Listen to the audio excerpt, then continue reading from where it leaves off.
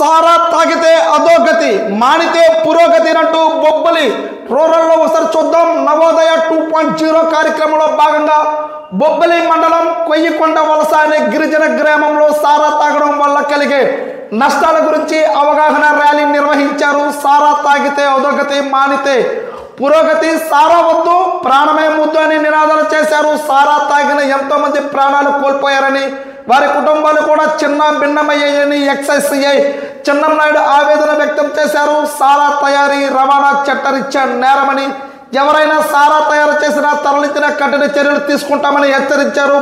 అయితే ఇక్కడ సారా తాగడం వల్ల పూర్తిగా అభివృద్ధి కుంటుపడుతూ ఉంది, అనారోగ్యం కూడా పాడైపోతూ ఉంది.